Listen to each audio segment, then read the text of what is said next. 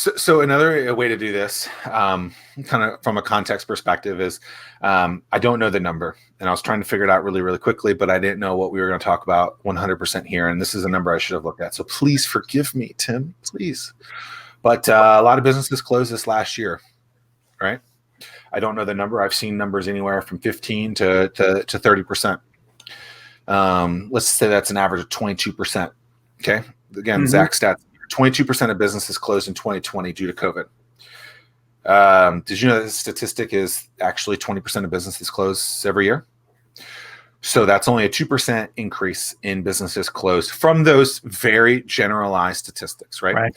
So the story will be 22% of businesses closed due to coronavirus, when actually 95% of those businesses were going to close anyway, and it's only an increase of 2%. Yep. I'm not saying that we shouldn't blame Corona and that this wasn't a bad year. I'm not saying that in any kind of way. I'm just saying that a lot of those businesses were going to close anyway. Yeah. And we're using the scapegoat of 2020 to be the reason why that business was going to close. So like when a business was closing 2 days into Corona, March 20th, and blaming Corona, it's like, seems a little premature to be right. doing. Well, I mean, this is the thing of the whole startup business world, as you know, it requires execution. We invested in 13 businesses over a 12-month period.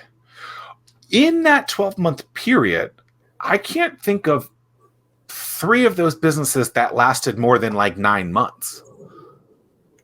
That's like 85% of those businesses. Yeah. And so all startups, it all is based on execution and being able to execute your business flawlessly.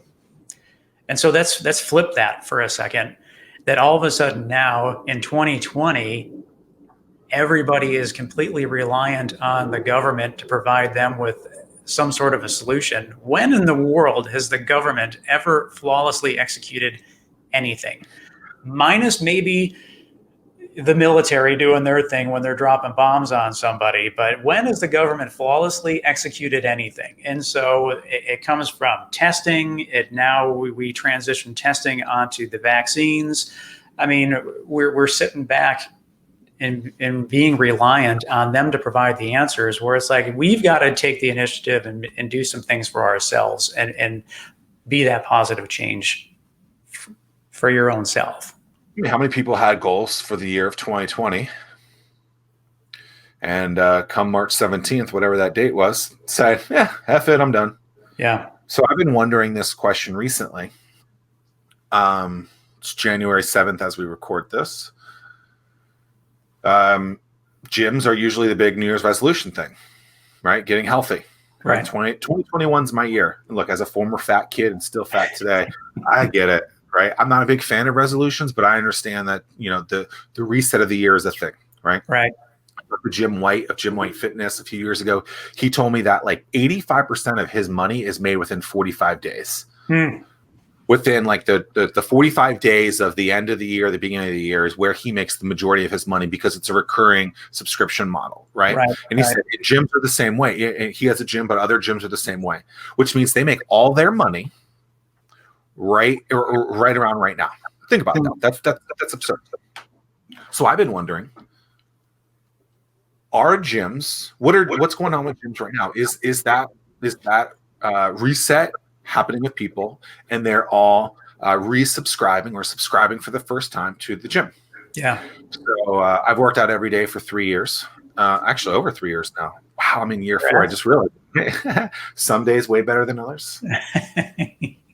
Definitely some days better than others. And I think this last year was definitely the best year because I eliminated some other things as well.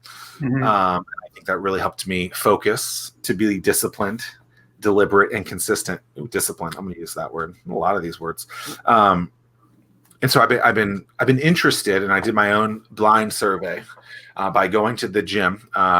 When I go to my local YMCA, I don't go and I don't pump iron. I don't take the yoga class. I don't get on the spin machine. I just go to the pool, and the pool's outside. And recently, I've been allegedly it's heated. That's what they tell me. And So I've been going to the outdoor pool, getting in some laps. And one thing that I love about it is now you have to sign up for a very specific time. So 7:15 in the morning is the time that I've been able to book. And so I booked that a couple of times in the last few days. And go swim in my laps. And as I pull in, I look for all the cars. Okay, there's my data point one. I swim my laps. I swim my mile, 1.2 miles, get my 2,000 meters in a way slower than Zack Miller used to be pace. Note on that, I realized something about my Garmin watch the other day where it'll tell me how fast I'm doing each lap. I used to be able to do a 50 free in like 22, 23 seconds. Wow. Now I'm doing a 25 in that time. Nah. That's how slow I am. God, it's terrible.